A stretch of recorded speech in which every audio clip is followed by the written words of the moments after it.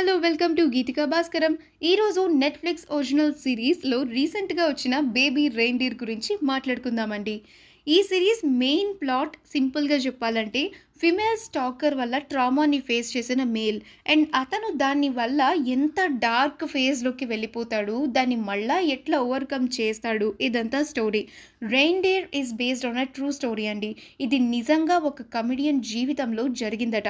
మీకు Joker movie ఇంకా You అనే వెబ్ సిరీస్ లాంటివి నచ్చితే ఇది ఖచ్చితంగా నచ్చుతుంది.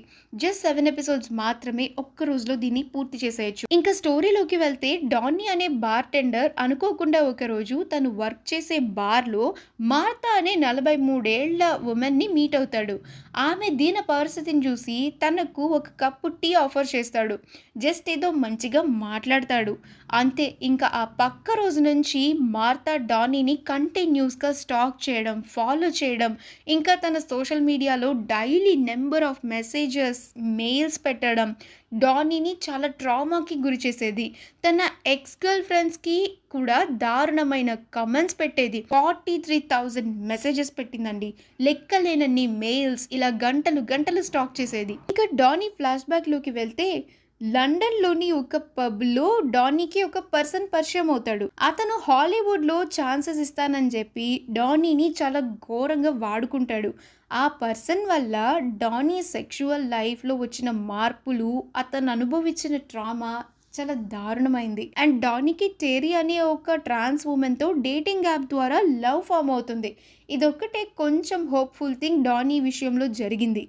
కానీ ఈ సెక్షువల్ డిస్టర్బెన్సెస్ ఇంకా మార్తా చేసే చెత్త వల్ల టెరీతో బ్రేకప్ అయ్యే సీన్ అయితే నాకు చాలా బాధేస్తుందండి. అండ్ డానీ స్టాండప్ కామెడీ కాంపిటీషన్లో ఫైనల్స్ వరకు వస్తాడు. ఈ ట్రామా వల్ల తన ఫైనల్స్ పర్ఫార్మెన్స్లో ఇచ్చే కన్ఫెషన్ సీన్ ఏదైతే ఉంటుందో ఈ సిరీస్కే అది హైలైట్. అండ్ లాస్ట్లో వాళ్ళ పేరెంట్స్తో కన్ఫెషన్ చేసే సీన్ సూపర్గా అనిపిస్తుంది. వాళ్ళ పేరెంట్స్ పాత్ర కూడా నాకెంతో నచ్చింది. పర్సనల్గా ఈ సిరీస్ చూసిన తర్వాత నాకైతే ఒకటే అనిపించింది, ఏ పర్సన్ అయినా సరే మేల్ ఆర్ ఫీమేల్ సెక్షువల్ హెరాస్మెంట్కి గురి కాకూడదు.